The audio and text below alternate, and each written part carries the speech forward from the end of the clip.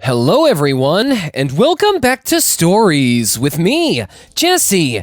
Today we're once again visiting Reddit/tifu, or Today I F***ed Up, for some truly embarrassing stories of people who didn't fully think things through. Let me know what you think of these stories in the comments, as well as any suggestions you might have that we may just use in a future installment. Brace yourselves for some epic fudge-ups, cause we're getting started now. Our first story is titled, Today I Fudged Up by Swimming in a Florida Spring. When I close my eyes, I can still hear the screams. This was a few years ago. Took the family to Ginny Springs, a beautiful Florida water spot for a day of swimming and a little picnic. So as I was swimming in the crystal clear water, watching my son floundering around in his water wings and just having a good old time, my son suddenly stopped, pointed at the water, and said, "Look, Daddy, a lizard!" I looked over and saw that no, it was not a lizard that was swimming over to us. It was a snake. After a quick examination, I realized that this was a water moccasin, and a large one at that, heading right for us. So yelling for my son to back away, I waded out to grab him and drag him back to shore. The snake was making a beeline for us, which is weird because most of the time they avoid human contact. I started to splash water at it, trying to slow it down enough so I could reach the shore before it got too close. So as I was backing up, slapping water at a poisonous snake with one hand and dragging a laughing child who had no idea what was going on with the other, I reached close enough to the shoreline to grab a branch that had fallen from a tree. It was long and pretty sturdy. It was perfect for what needed to be done. So as the snake got in close, I went all caveman on it and bashed it a dozen times with the branch. It worked. The snake started to float away, dead as a doornail. I then realized that all the people swimming around in this water would not take too kindly to bumping into a 4-foot dead moccasin. So using the branch, I launched the snake for a stretch of woods off to my right. Well, I guess the snake was not balanced right on the branch, and I was full of adrenaline. So instead of the woods, the snake flew high into the air, drifting off to the right where, plop, it landed square on a picnic table. To make matters worse, it landed on a pile of shoes that a Girl Scout troop had left when they went wading in the water. Oh crap, was all I could think, as I began to quickly swim across the spring to remove the snake from the table. But as I was swimming, I heard them, the giggles of laughter of little 12-year-old girls returning to get their shoes. I stopped cold. I was too late. I began to swim away, trying to hide myself as I saw the first curly-haired head approach the table. There was laughing, there was chatting and talking, then there was a pause. And that is when the screaming started. If you have never heard a dozen 12-year-old girls scream in horror as they saw a huge, bloody snake draped across their shoes, I cannot even begin to express the sound. Even as I dove underwater, I heard the screaming. Sometimes at night, I still hear the screams. TLDR, killed a snake, launched it with a stick across a table filled with 12-year-old girls' shoes. The screams, they still echo in those woods to this very day. Oh my lord, that was a crazy one to start us off with. And that poor guy fighting off a snake, just to inadvertently have its corpse terrify a bunch of little girls, is comedy gold. At least everyone was safe, but if it were me, I'd think twice before heading into those waters again. Moving on, our next story is called, Today I Fudged Up by Starting a War Between My Cat and Dog. This all began last week after I decided to treat my cats to a new kitty condo. My boy loved it, played with the fuzzy ball on a spring and the fuzzy ball that dangled inside the hideaway all the time. Of course, this created some jealousy in my dog. The poor fuzzy ball on the spring didn't even make it 24 hours before my dog tore it off and decided it was his to tear up. My cat became furious. He attempted his revenge by furiously scratching the dog's frisbee. Unfortunately, we buy Kong dog toys that cannot be torn up by even a 65-pound dog, so his efforts were futile. Days pass and the cat continues to silently plot while enjoying the dangly fuzzy ball in the hideaway. This only spikes my dog into action again, and he tore the fuzzy ball out of the hideaway. This is where the payoff of this f***up comes in. Just hours ago, my dog leaves his precious frisbee next to the kitty condo, and my cat sees his chance for revenge. I'm awakened by the foulest smelling cat shit that had ever breached my nostrils. My boy cat usually has some stinkers and isn't one to bury them in the little box, so I get up to clean it immediately and rid my house of this awful stench. On my way to the crab trap, I notice the smell coming from a different room than where their bathroom is, so I go on a hunt.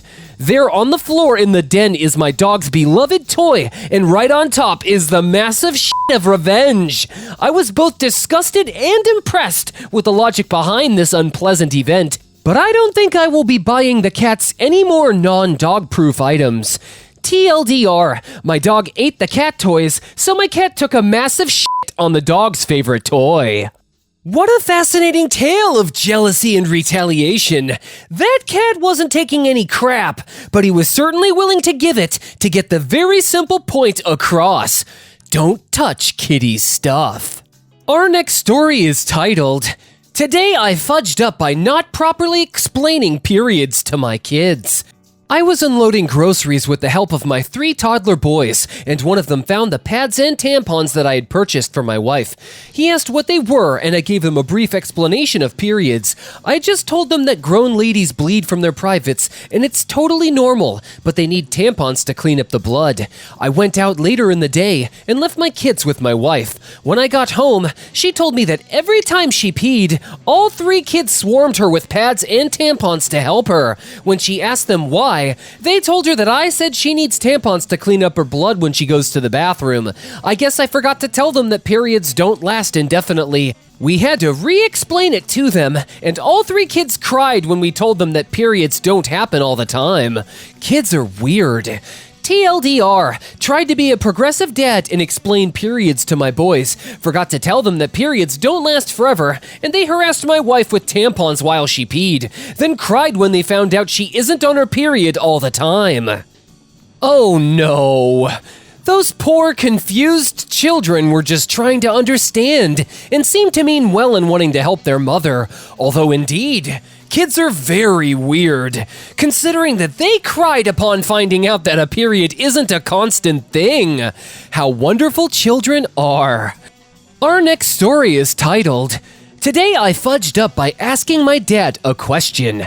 So this is an old story from when I was about 11. So somewhere in the early 2000s, I was working on my homework in my room when suddenly an unrelated question came to mind. Considering my dad is pretty knowledgeable, I decide to ask him for the answer. I walk into the living room where my parents are watching television. Since this is before you could simply pause your show, or at least before that technology was common, I decide to ask my dad if it's okay to interrupt his show, thinking he would tell me to wait till a commercial or something. Dad, is it okay if I ask you a question? My dad stiffens and slowly turns his head to look at me. He looks a bit pale and stricken. What?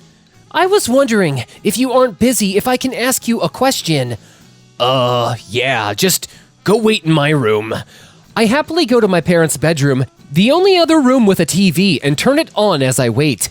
The next part is my mom's perspective, which she shared with me years later. She was still focused on the show, unaware of my dad and I's conversation. When the TV suddenly turns off, she looks at my dad in confusion and asks what's going on. Without looking at her, he says in a shaky breath, "Our son has questions." She eventually figures that my dad believes I want to ask him about sex, and that he has to give me the sex talk. They spend a few minutes discussing what to talk to me about, and preparing for whatever questions I might have. She bolsters his confidence and sends him off to talk to me. I'm watching TV in my parents' room, completely unaware of what's about to happen. My dad enters, turns off the TV, and rigidly sits on the bed next to me. He clears his throat. "Well, son, what questions do you have for me?" "Okay, well, are there number 1 pencils? They always say to use a number 2 pencil at school, but I've never heard of any other number. Do they exist? And how are they different?" My dad slumps over onto his knees. He stares at the floor for a solid 30 seconds of silence. Finally, he takes in a deep breath and sits back up and answers my question. For those of you who are curious, it has to do with the quality/softness of the graphite in the pencil. "Okay, cool, thanks, Dad." I stand up to leave, but he puts a hand on my shoulder to sit back down. "Wait a minute, there's something else I want to talk to you about." He proceeds to give me the sex talk. It wasn't anything overtly graphic, focusing mostly on puberty and biological changes I can expect.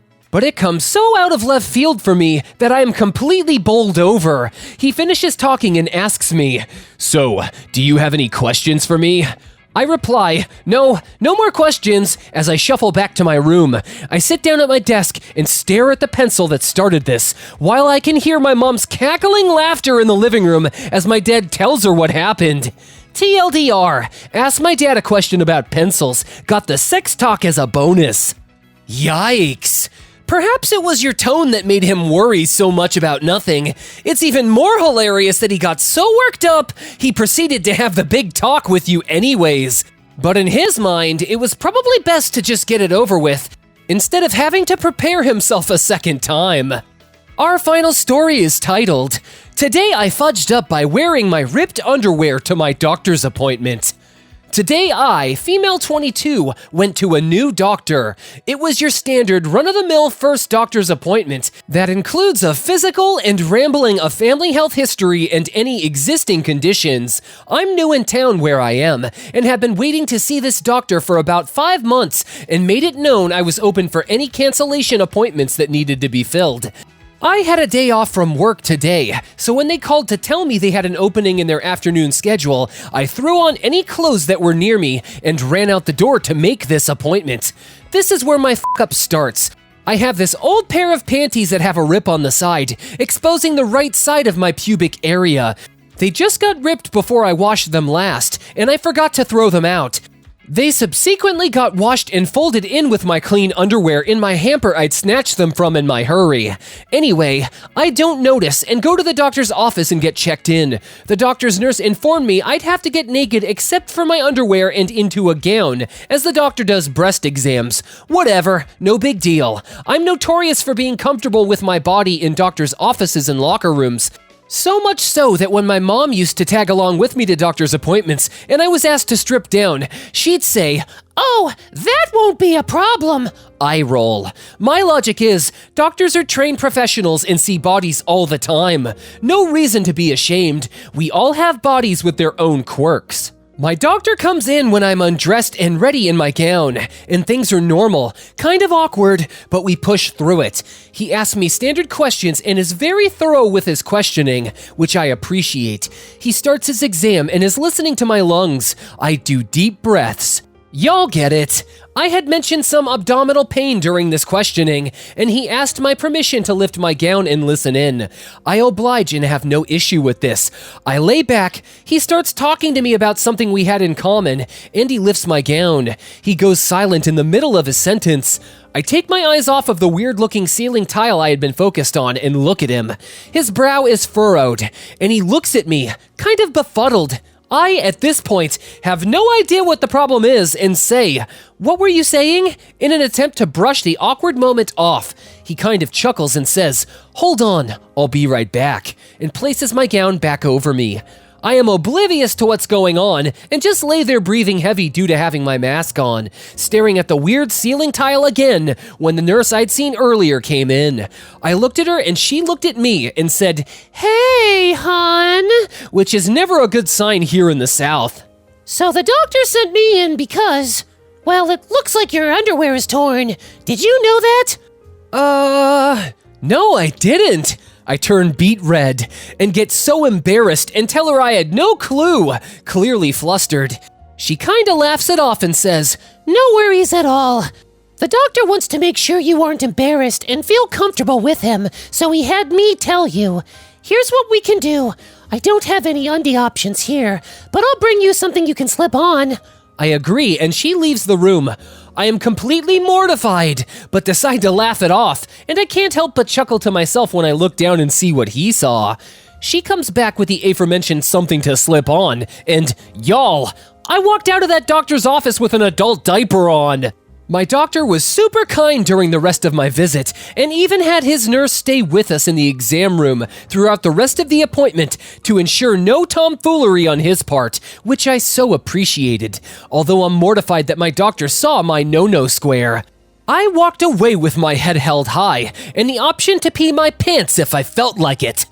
TLDR, wore ripped underwear to my first doctor's appointment, exposed myself, and walked away wearing a diaper. That must have been quite embarrassing, but at least you were partially exposed in a doctor's office instead of anywhere else. While I'd certainly feel a little silly leaving in an adult diaper, good on you for finding a positive way to look at it. What did you guys think of this story, or any of today's in general? I'd love to hear your thoughts in the comments. Anyways, that's all the time we have for today, ladies and gentlemen. Thank you once again for tuning in with me, Jesse. Don't forget to like, comment, and subscribe for more content, and check out what other stories I have for you. I hope each and every one of you has a great day ahead. Try to think things through before you do something stupid, but we're all human, so sometimes there's no avoiding a tifu moment. I'll catch you in the next one.